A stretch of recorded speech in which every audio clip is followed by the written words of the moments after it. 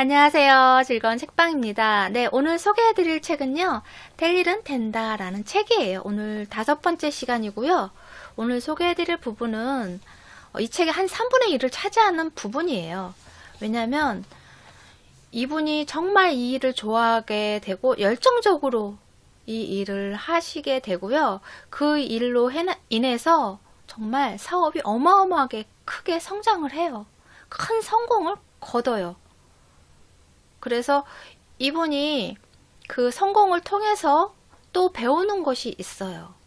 성공을 하고 나서 그리고 나서 힘든 일을 겪게 되는데 그러한 과정들이 이분한테는 감사한 일이고 그리고 또 더 넓은 깨달음을 얻게 하는 그런 계기가 되거든요.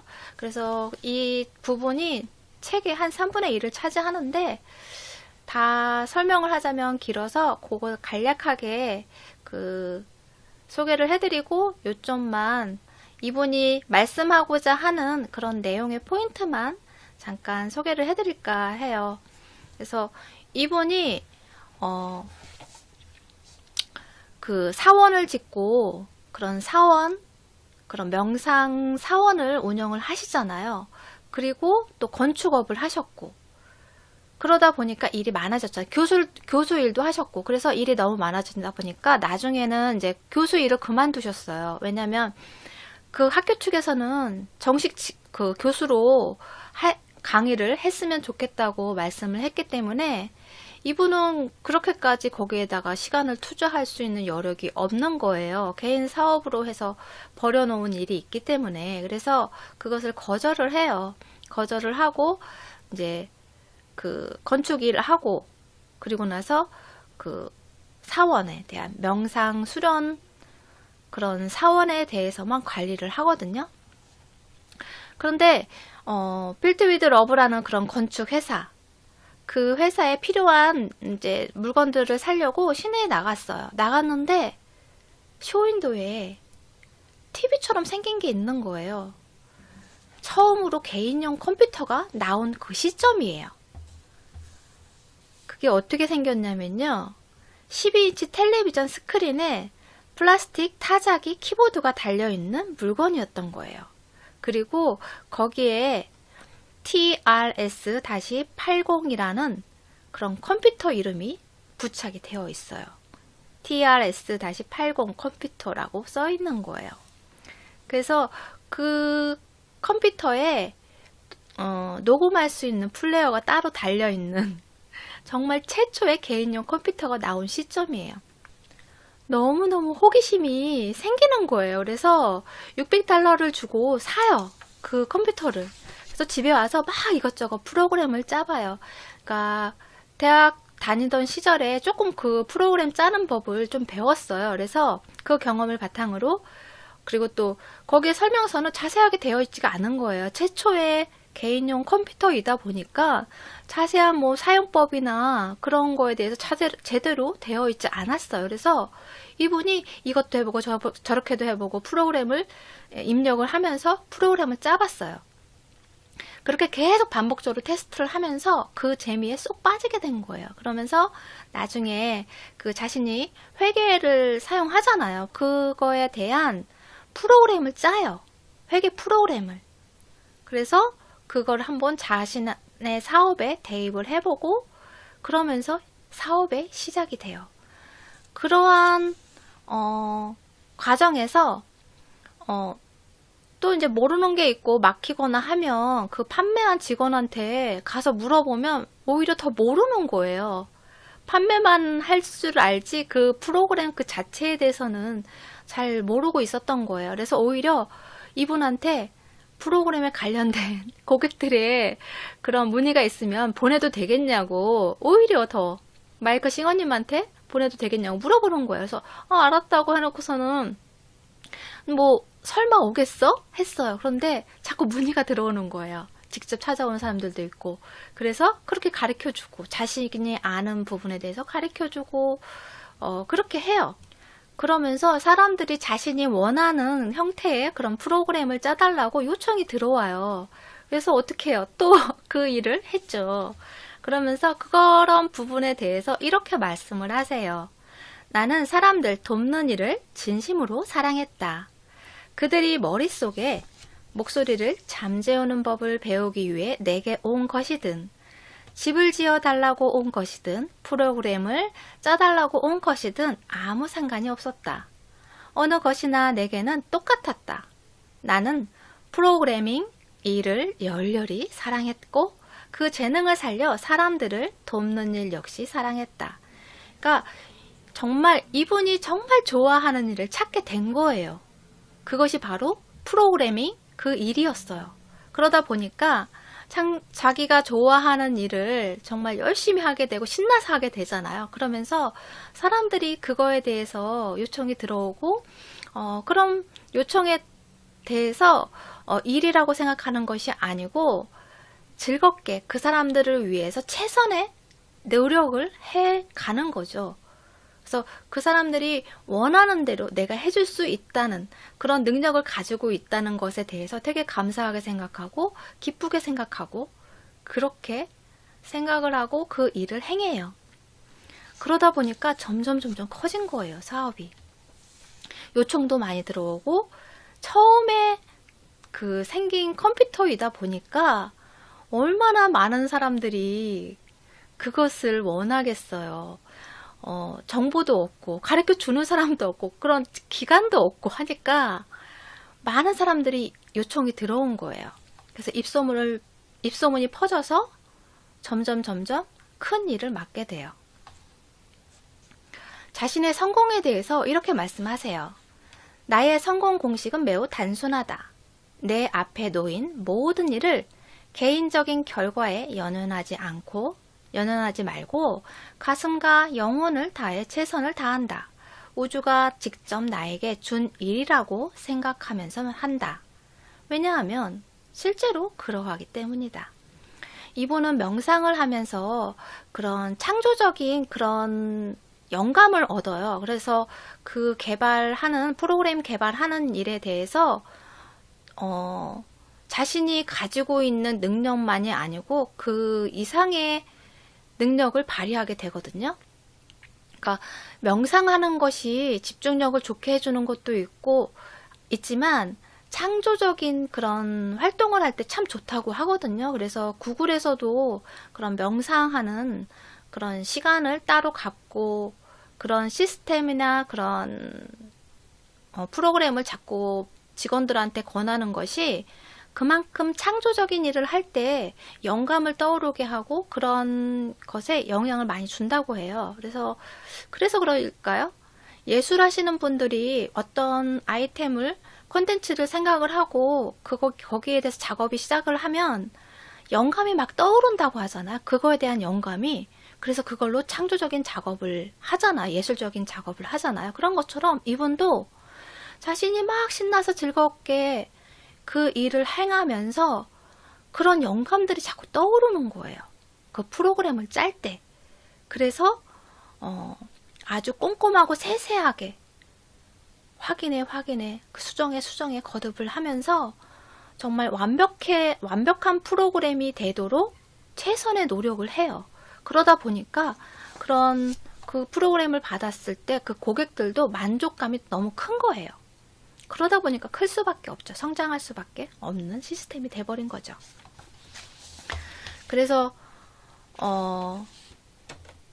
그렇게 작은 일 자꾸 이렇게 영역을 그 프로그램 짤 수 있는 그런 영역을 넓혀 가는데 어떤 분이 의료 시스템에 대해서 요청이 들어온 거예요. 그거에 대해서 아무리 생각해도 그건 단시간에 될 수가 없는 거잖아요. 그래서 2년은 걸릴 것 같다고 그래도 괜찮겠냐 했더니 그래도 좋으니까 프로그램을 개발을 해달라고 요청을 해요. 그래서 그것을 어떻게 해야 되나 자기씨는 그 분야에 대해서 알아야지 어떤 시스템으로 돌아가고 어떤 그런 보험회사와 그 의료 그 기관에 병원에 그런 문서들이나 그런 내용들을 알아야지만 할 수 있잖아요. 근데 기본적인 이제 문서들은 조달을 받겠지만 그 이상 거기서 발생되는 그러한 시스템적인 그런 것들을 다 세부 항목이 참 많잖아요. 그러한 것들을 할 수 있는 능력이 될까 싶었어요. 그래서 그거에 대해서 처음에는 안 된다고 생각을 했지만 그냥 한번 해보자는 마음으로 바꾸고, 그리고 또 우연한 계기로 그 프로그램을 배운 학생이 자신이 같이 일을 하고 싶다고 제안을 해요. 그러다 보니까 거기에 필요한 정말 적합한 인재가 나타나는 거예요. 그래서 그 학생하고 같이 프로그램을 짜고, 그러면서 점점 규모가 커져서 더 프로그램을 짤 수 있는 프로그래머가 더 늘어나고, 그러면서 더 회사를 확장해 가죠. 그러니까 이분이 그 전에 영상에서도 소개해 드렸듯이 어떠한 일을 행할 때 거기에 딱 맞는 인재가 나타나요. 그러면서 이분이 찾으려고 하는 것이 아니고 먼저 와서 나 그 일을 같이 하고 싶다고, 아니면 그 일을 하는데 나를 써주지 않겠냐고 그렇게 요청을 하거든요. 그런 식으로 어떻게 보면 끌어당김의 법칙처럼 내가 필요한 그러한 인재들이 자연스럽게 내게로 다가온다는 거죠. 이분한테 다가온다는 거예요. 그러한 것이 정말 우주의 힘이고 정말 불가사의한 힘이잖아요. 그런 힘들이 작용을 한다는 거예요. 여기 책 내용을 잠깐 읽어드릴게요. 삶의 흐름을 존중하겠노라고 나 스스로와 약속한 바 있었다. 삶이 이끌어온 이 상황에 자신을 내맡기는 것 말고는 선택지가 없다는 사실을 깨닫자 마음은 점점 고요해졌다. 그러니까 그 의료 시스템에 대해서, 프로그램 짜는 일에 대해서 자신의 그런 내면에 시끄러운 소리가 막 하다 보니까 그거에 대해서 할 수 없을 거라고 생각했지만, 이런 내맡김의 그런 마음의 훈련들을 통해서 그 일을 일단 시작을 해요. 그렇게 이제 결정을 하고 나니까 마음에 그런 시끄러운 소리들이 고요하게 잠들게 되는 그런 경험들을 하죠. 그리고 엄청난 성공을 해요. 그 프로그램이 얼마나 완벽한지, 그 시스템으로 인해서 정말 의료계도 많이 발전을 하고요. 그 시스템적으로 많이 발전을 하고, 그 일로 인해서 정말 세계에서 손꼽히는, 미국에서 손꼽히는 그런 회사와 같이 일을 하고, 그런 유통도 같이 하게 되고, 그러면서 백악관에도 초대가 되는 그런 영광도 누리고, 그 정도로 성장을 해요. 마이클 싱어님은 자신의 그런 일에 대해서 이렇게 말씀하세요. 삶이 내 앞에 가져다 놓아준 일에 온 마음과 영혼으로 최선을 다한 것이 전부다. 네, 어떤 일이 주어지든 그 일에 대해서 최선을 다하고 온 마음을 다해서 열심히 했다는 거죠. 뭐 내 개인적 욕심이나 내 개인적 그런 명예나 그런 것을 따지지 않고, 나한테 일을 의뢰한 그 상대방한테 도움이 되고자 그 사람을 위해서 최선의 노력을 하고 온 마음을 다해서 노력을 했다는 거죠. 내가 성공하게 해서 사업을 크게 일으키기 위해서 거기에 중점을 둔 것이 아니고, 나한테 일을 의뢰한 그런 다른 사람들, 상대방에게 도움이 되고, 그러한 마음으로 사업을 하셨기 때문에 정말 커다란 성공을 할 수 있지 않았나 싶어요. 그런데 정말 그렇게 승승장구하면서 계속 커갔는데 어느 날 정부에서 사람이 나온 거예요. 압수수색이 나왔어요. 그래서 그 프로그래밍 사업에 있는 그런 서류를 다 몽땅 가져가 버렸어요. 그러면서 주가가 하락을 하고 뭐 커다란 문제가 발생을 했죠. 그러니까 어떻게 된 거냐면, 그 대리점의 직원으로 들어온 사람이었는데 그 사람이 사기꾼이었던 거예요. 그 사람이 그 일을 하면서 돈을 계속 횡령을 했던 거예요. 그런데 내사를 하면서 그것이 조금씩 밝혀지고 있는 과정이었어요. 그러다 보니까 자신이 그 횡령했다는 게 밝혀지게 되잖아요. 그래서 선수를 친 거예요. 정부에다가, 검찰 쪽에다가, 그 오너가 시켜서 그렇게 한 거라고. 자신은 시켜서 한 것밖에 없다고. 그런 식으로 마이클 싱어님이나 그런 임원들이 시켜서, 회사에서 시켜서 한 거라고. 그렇게 거짓말을 한 거예요. 그러니까 그 말을 믿고 압수수색이 나오고, 급작스럽게 압수수색이 나오고, 그 초점이 그 회사 그 고위 간부들한테 초점이 맞춰진 거죠. 이 사람 말만 믿고, 이 사람이 정말 말한 것이 진실인지 어떤지 생각하지 않고 그 초점을 맞춰서 정부에서 수사가 들어간 거예요. 그 일로 인해서 소송이 들어가요. 그런데 그 소송이 얼마나 길게 했냐면요. 6년 동안을 했어요. 얼마나 서류가 많고 얼마나 많은 재판을 했는지 몰라요. 그러면서 그분이, 마이클 싱어님이 그 일에 대해서 원망을 하고 누구 탓을 하고 그러는 것이 아니고, 그러한 일을 겪으면서 나중에는 자신이 CEO에서 그것을 내놓고 다시 자신의 사원으로 들어와요. 그래서 자신이 원래 하던 일, 그런 일들을 하면서 그 시간 안에 책을 쓰거든요. 그 시간에 썼던 책이 상처받지 않는 영혼이었고요. 그 이어서 나온 것이 지금 읽어드리는 이 책인데요. 자신의 그 CEO 자리를 내놓고 나서, 그리고 나서도 계속 소송이 이어지죠.